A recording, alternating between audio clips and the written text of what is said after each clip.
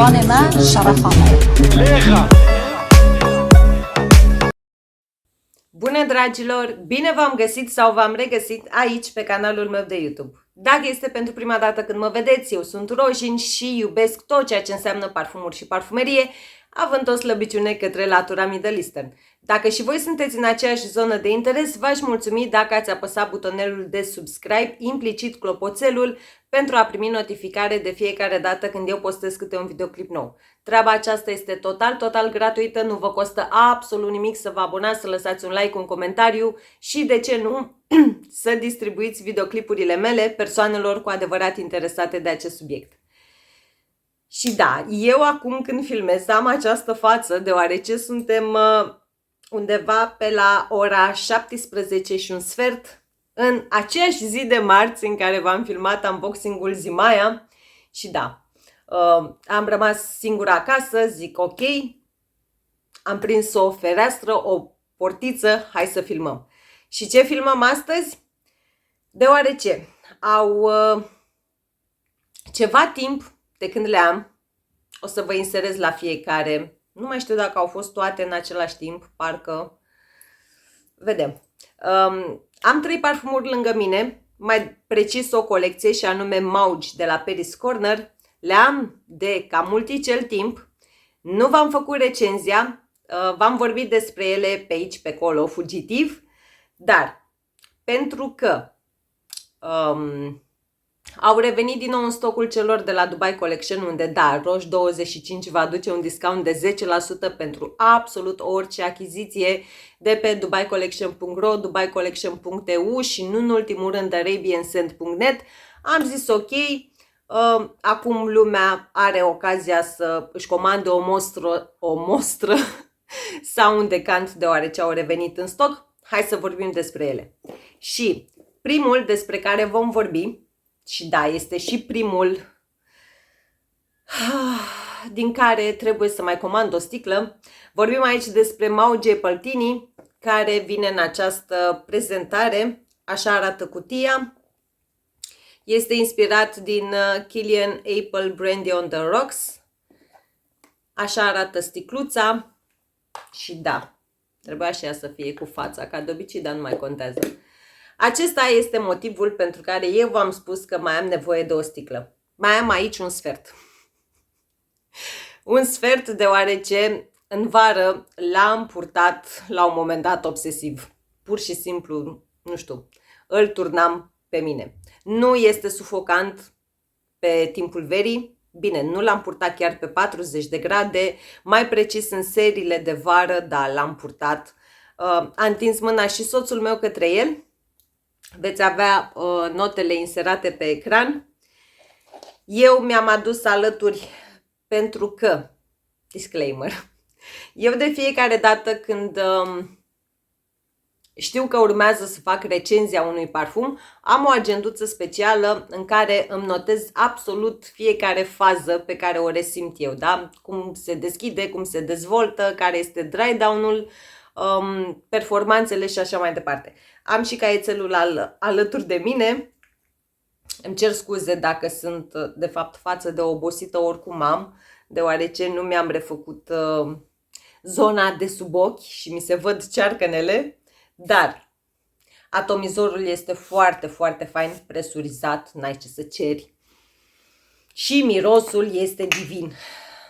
Nu am Kilian Apple Brandy on the Rocks, însă l-am testat, l-am paratestat, știu cum se dezvoltă pe pielea mea, știu cât stă, știu absolut toată istoria acelui parfum. Vorba vine istorie. Dar Mauge Paltini se apropie destul de bine de acel parfum.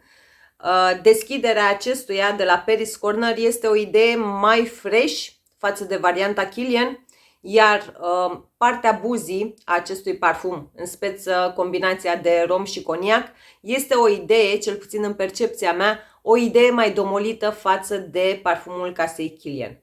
Însă, asta strict pentru mine, da?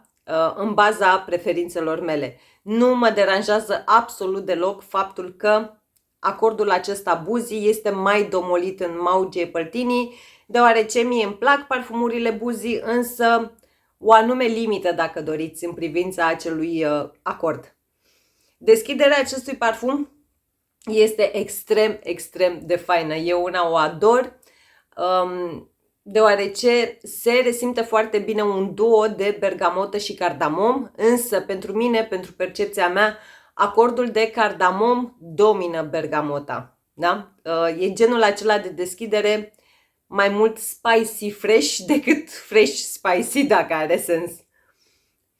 Însă, pe măsură ce se dezvoltă, da, intri în acea atmosferă de bar, dacă doriți, se resimte combinația de rom și coniac, se resimte și un acord de măr, iar nu știu de ce, ori datorită faptului că acest Maui J. Paltini l-am purtat foarte mult atât ca parfum de sine stătător, însă și în combinație cu Midori de la Fragrance World, am senzația că acordul de măr din Maui J. Paltini este extrem, extrem de asemănător cu acordul de măr din Midori de la Fragrance World. Dar asta nu înseamnă că cele două parfumuri sunt asemănătoare, deoarece sunt total diferite, fiecare face parte din altă familie olfactivă și așa mai departe. Se resimte și partea aceea și acordul acela vanilat, însă nu este vanilia aceea gurmandă, dacă doriți, ci mai degrabă e una, percep o vanilie cu un fin de tot sub ton lemnos, chestie care mă bucură, dacă are sens, da? Eu oricum sunt o iubitoare a acordului de vanilie, sub orice formă ar fi el, da? Că vorbim de vanilie gurmandă, că vorbim de vanilie afumată sau vanilie cu fin sub ton buzii sau așa mai departe, vanilie să fie. Bun. Ca și gen, dacă mă pot exprima așa, nu știu, mie una mi se pare perfect unisex, adică l-a purtat și soțul meu, se așează foarte bine, cu ghilimelele de rigoare, și pe un domn, acum vorba aceea, de gustibus. Luați un decant, vedeți cum vă împăcați cu el și așa mai departe. Are și o parte, cum să spun eu, moscată, este pe undeva pe aici ceva mosc, dar din nou nu pot spune neapărat că este moscul acela pufos și dulce, este un mosc aerat, dar o variantă mai light de mosc ambrat, cum îi spun eu, moscului pufos și dulce, dacă are sens. Nu este ceva copleșitor, da? Doar că aici aveți ceva ambroxan. Și, din nou, accentuez pe treaba aceasta, pe acordul de ambroxan, deoarece tot de la dumneavoastră știu că nu este acea notă pe placul tuturor. Maui J. Paltini are destul de mult ambroxan în el. Bine, al meu l-am de atâta timp, aproape s-a și terminat, dar mi-aduc aminte destul de clar că și la prima pulverizare, cel puțin pentru mine și pentru nasul meu, nu a fost ceva copleșitor. Dar, din nou, eu fac parte din categoria acelor persoane care nu le deranjează acest acord. Dacă dumneavoastră aveți probleme cu ambroxanul, din nou, mostră. Și de altfel, și dacă vă încântă și dacă vă surâde ceea ce vă spun eu aici, nu achiziționați sticla full size. Întotdeauna o să vă stresez cu aceeași poveste. Testați înainte de sticla full size. Ce îmi place mie nu vă place dumneavoastră și fiecare percepem diferit parfumurile. Bun. Mi-am notat eu aici la capitolul performanțe, longevitate undeva la 7-8 ore pe piele, proiecție aproximativ 3 ore, iar casiaj mediu. Pe mine una, nu știu, pentru prețul plătit și pentru felul în care miroase parfumul, nu mă deranjează. Adică nu mi se par nici performanțe mediocre, nu îl pot cataloga nici ca acel beast mode, dar eu una zic că este perfect ok. Și de ce spun perfect ok? Deoarece în continuare, cel puțin pentru mine, pentru gusturile mele și pentru percepția mea, Nu ai nimic sintetic aici. Adică eu am mai întâlnit și alte parfumuri cu acord de măr nu tocmai fericit, dacă doriți. Categoric pentru mine este un 10 din 10. Nu știu, ca anotimp, din nou, eu pentru mine, pentru gusturile mele, eu l-am purtat și vara. Bine, nu ziua în amiaza mare pe 40 de grade, însă în seriile de vară mi se pare că merge de minune. Pentru mine este all season, nu știu, pur și simplu așa l-aș purta. Iar ca gen v-am și spus, eu una spun unisex. Acum depinde fiecare ce caută într-un parfum. Unde nu l-aș purta? Nu l-aș purta la birou, nu l-aș purta la școală, pentru că având totuși acordul acela buzii, nu știu, zic și eu. Acum din nou, fiecare poartă ce vrea, unde vrea, cum vrea și cât vrea. Dar pentru mine cu siguranță este un 10 din 10. 10 din 10 și categoric va mai urma încă o sticluță în viața mea. Următorul din gamă, și mai bine beau un pic de apă ca să nu vă tușesc. Următorul din gamă se numește Cognac Blaze. Vine în aceeași prezentare, diferă numele și culoarea de aici. Din nou, eu și logica mea. Și cei de la Dubai Collection ne spun că ar fi o inspirație pentru Kilian Angels Share plus un twist. Ei bine, și da, al meu are această culoare și am băut ceva și din el. Al meu are această culoare deoarece a scârțit capacul, deoarece s-a așezat și s-a parașezat. Deci pur și simplu ai senzația că este un pahar cu băutură. Nu? Bun. Ei bine, vă spuneam faptul că cei de la Dubai Collection îl listează ca fiind acel parfum inspirat de Kilian Angels Share plus un twist. Pentru mine, pentru percepția mea, pentru gusturile mele și așa mai departe, nu știu, cred că ar fi singura inspirație pentru Kilian Angels Share cu cea mai mică inspirație din acel parfum, dacă mă pot exprima așa.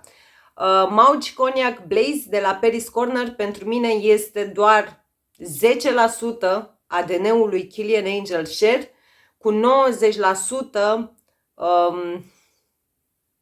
ADN-ul lui Paris Corner, dacă doriți. Nu știu, eu una încă de la bun început, încă de la prima pulverizare, nu l-am putut duce atât de mult în zona lui Kilian Angels Share. Din nou, același atomizor presurizat. Doamne, cât e de frumos! Da. Și m-am tot uitat la sticlă pentru că nu înțeleg. Acum ar trebui să-l pun undeva mai în față, să-l port mai des. S-a așezat. Bine, și la prima pulverizare, nu știu, nu a fost nimic deranjant. Însă, acum este pur și simplu capodoperă, fără nici cea mai mică exagerare. Se deschide... Vai! Se deschide cu o mandarină altfel și vă explic imediat ce înseamnă altfel. Acordul acela de Davana acum se resimte mult mai limpede, mult mai clar, mult mai puternic, mult mai in your face. Pur și simplu ai o mandarină combinată cu ceva Davana, sau mai bine spus, ai Davana cu 2-3 felii de mandarină. La cât de puternic resimt eu acest acord. Are partea aceea, cum să spun eu, amar balsamică. Este wow. Pur și simplu este wow. Nu vă gândiți că este încă o inspirație de Kilian Angels Share. Chiar dacă sticla arată așa, chiar dacă pe site este listat ca fiind o inspirație din Kilian Angels Share plus un twist, twistul acela este în cantitate de 90% aici. Nu... Foarte, foarte greu, cel puțin acum, foarte, foarte greu percepi ADN-ul acela de Kilian Angels Share. Dacă mă pot exprima așa, din nou, cu scuzele de rigoare, că nu știu, poate că mă gândesc că sunt anumite persoane care au Angel Share ca parfum semnătură și le poate deranja comparația mea, însă pentru mine, pentru percepția mea, Mauj Cognac Blaze de la Paris Corner poate fi cu siguranță un flanker mai degrabă pentru Kilian Angel Share. Dacă sucul acestui parfum ar fi într-o altă sticlă, marchetată ca fiind brand Kilian, cu siguranță ar rupe gura târgului. Din păcate, este, cum să spun eu, cum ar spune românul, underrated, da? Deoarece face parte din portofoliul Paris Corner și deoarece cred că lumea nu prea l-a testat, gândindu-se că este încă o inspirație de Kilian Angel Share. Aici se spune că ar fi și ceva cafea. În momentul de față, poate cea mai infimă linguriță de cafea, dar o cafea dulce, dar nu dulcele acela copleșitor, nu cafeaua aceea caramelicioasă din Kilian Black Phantom și așa mai departe. Nu. Nici la prima pulverizare și nici în momentul de față nu mi se pare a fi parte, dacă doriți, a familiei olfactive Hamra Kawa. Nu. Nu are nicio legătură nici cu Hamra Kawa. Și izul acela Boozy, dacă mi-aduc eu aminte bine, nici măcar nu era listat ceva prin note, rom coniac, însă este un 1% iz de coniac undeva într-o foarte mare îndepărtare, undeva în fundal.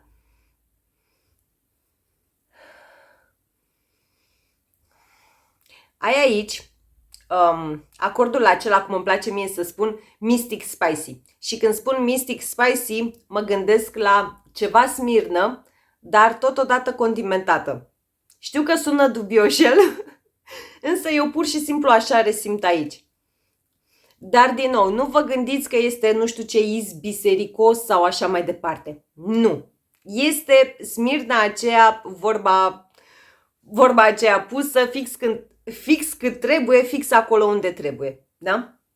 Încă o dată. Nu, oricât mi-aș băga eu nasul în blotter, oricât l-aș pulveriza, foarte, foarte greu aș putea găsi acele similitudini cu Kilian Angel Share. Din nou, asta pentru mine, pentru nasul meu și așa mai departe. Nu mi se pare a fi decât, exact cum v-am spus de la bun început, hai un 10% acel ADN, dar 90% este strict creația Paris Corner. Pe măsură ce se apropie de dry down-ul final, devine mai închegat, mai dulce, dacă doriți. Ai ceva vanilie, ai ceva tonka și ai genul acela de mosc ambrat. Știu, v-am terorizat cu moscul ambrat. Dar se pare că moscul ambrat se găsește în foarte, foarte multe parfumuri Middle Eastern, chestie pe care pe mine una nu face decât să mă bucure. Foarte, foarte fain. Foarte fain. Din nou, dacă până acum ați trăit cu impresia că este încă un suc de Kilian Angel Share sau un Angel Share wannabe în altă sticlă, nu. Testați o mostră din acesta pentru că s-ar putea să aveți o surpriză plăcută. Din nou vă spun, am Hamra, l-am purtat de nori, am Hamra Kawa, la fel, și pe acela știu. Nu găsesc similitudini. Pur și simplu nu le găsesc. Mauj Cognac Blaze este altceva. Nu este neapărat din aceeași, vreau să spun din aceeași familie, dar oarecum are ceva din zona aceea, dar nu sunt frați, ca să mă exprim așa, da? Mauj Cognac Blaze de la Paris Corner nu este frate cu nicio altă inspirație pentru Kilian Angel Share. Este mai degrabă acel văr îndepărtat.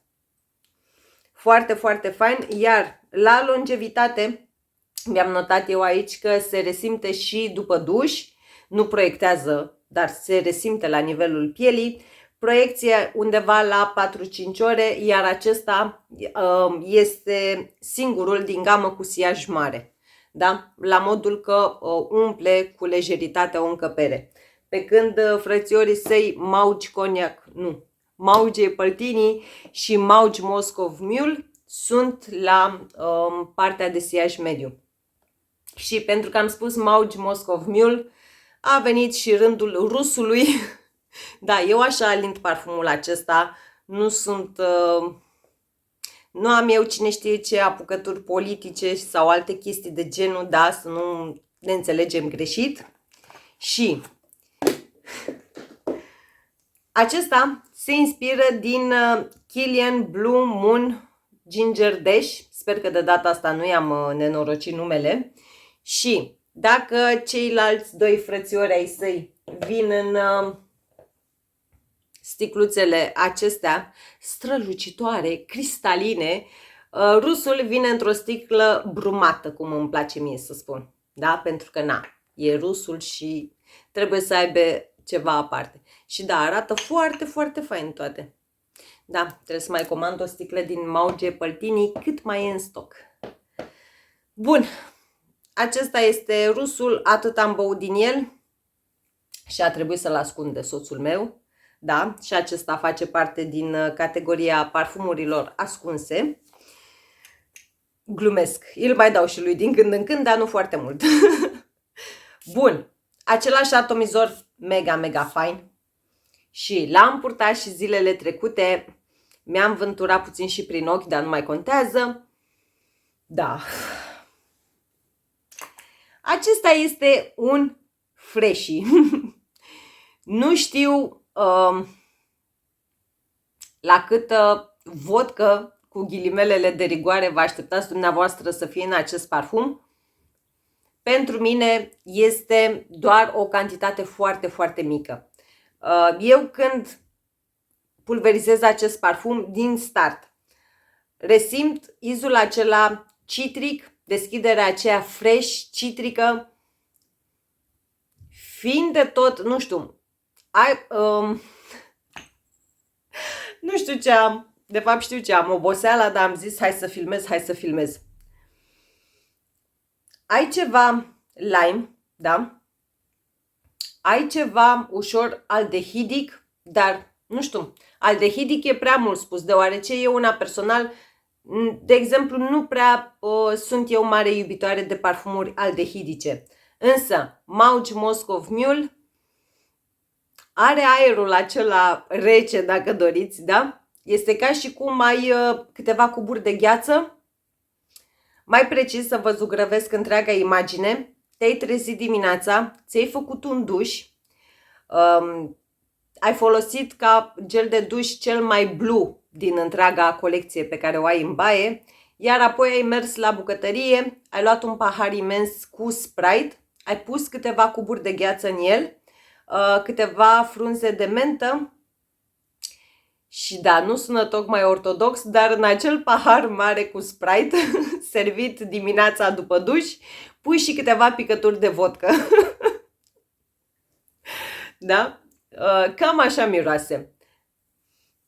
Și ceva ghimbir, pudră de ghimbir, mai bine spus. Nu știu, e ceva, adică nu este acordul acela de ghimbir in your face, ca și cum ai ghimbirul și îl tai felii. E un ghimbir mai domolit, de aceea mă duce cu gândul către o pudră de ghimbir. În continuare, și acesta mi se pare total unisex, însă aș putea înțelege de ce anumite doamne sau domnișoare l-ar înclina ușor către latura masculină, deoarece rusul, pe lângă toată această nebunie pe care v-am zugrăvit-o eu, mai are și ceva acorduri acvatice, nu știu, e ceva ce mă duce în zona aceea. Un calon spicy, dacă ar fi să botez ceea ce resimt eu aici. La capitolul performanțe mi-am notat eu aici aproximativ 6-7 ore pe piele, proiecție undeva la 2-3 ore, siaj mediu. Kilian Blue Moon Ginger Dash, dacă nu mă înșel eu, l-am testat doar de 2 ori în comparație cu Angel Share și cu Kilian Apple Brandy on the Rocks. Însă, Din ce mi-aduc eu aminte, Moscow Mule se apropie destul de bine. Destul de bine. Dar, și dacă nu aș fi știut acel parfum și am testat pentru prima dată Mauch Moscow Mule, pur și simplu, nu știu, e genul acela de parfum ușor de plăcut, adică nu ai nimic complex, nu este precum frățiorul său Cognac Blaze. Da, aici ai Davana care e cu Dute Vino, ai și acordul acela de cafea, chiar dacă este undeva în fundal, tot poate fi cu Dute Vino în combinația de aici. E ușor mai alambicat, dacă doriți. Însă, Mauch Moscow Mule este acel fresh și acel no-brainer, nu știu, îl poți purta pe caniculă. Eu una l-am purtat și de curând zilele trecute și da, m-am simțit foarte, foarte bine cu el. E acel parfum de zi cu zi. Și de ce spun asta? În continuare, partea buzii din el nu este ceva de speriat. Dacă ar fi să fac o comparație, culmea, cel mai buzii din aceste trei mi se pare Mauge Păltini. Da? Deci acesta, da, cu siguranță resimți clar, resimți rom și coniac aici, ai din plin, chiar dacă ai acordul acela de măr verde, chiar dacă ai și partea aceea spicy, se resimte destul de clar treaba aceea buzii.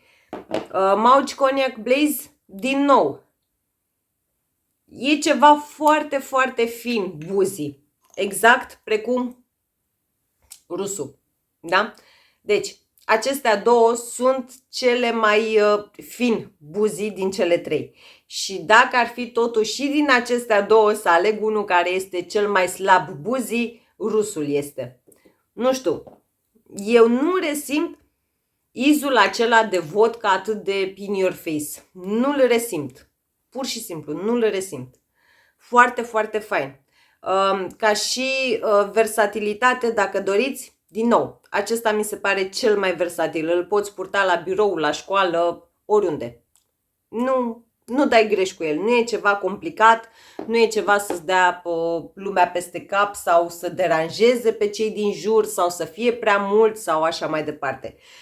Din nou, la capitolul cantitate, cu acesta poți face overspraying la greu, cu ghilimelele de rigoare, deoarece, din nou, nu are ceva care să-ți provoace ție dureri de cap, cel puțin mie nu mi se întâmplă, nu are nimic care să-mi dea dureri de cap și totodată nu este ceva care să-i deranjeze pe cei din jur. Bun, atât pentru videoclipul de astăzi. Îmi cer scuze pentru că știu că a fost unul mai bâlbâit decât de obicei, însă am zis să am materialul gata filmat și pus undeva acolo ca săptămâna aceasta să pot să mai fac și eu treburile mele de femeie normală. Bun, lăsați-mi și mie în secțiunea comentarii dacă ați testat sau dacă aveți vreunul din aceste parfumuri. Lăsați-mi și mie impresiile dumneavoastră, cum vi se par, cum le percepeți și sunt foarte, foarte curioasă, chiar sunt foarte curioasă de Mauch Cognac Blaze. Dacă l-ați testat sau dacă l-aveți, oare dumneavoastră îl percepeți la fel ca mine? Îl percepeți parfumul inspirat din Kilian Angel Share cu cea mai mică inspirație de Kilian Angel Share? Chiar sunt curioasă de acesta. Vă îmbrățișez cu mare, mare drag. Cu siguranță nu mai filmez niciun videoclip astăzi. Da, deja s-a făcut 5:30 seara. Dar până data viitoare, până la un nou videoclip, vă îmbrățișez. Vă doresc zile, Doamne, zile minunate și mega, mega parfumate. Și încă o dată mii de scuze dacă a fost un clip cu prea multe bâlbâieli. V-am pupat! زبان من شرف آمد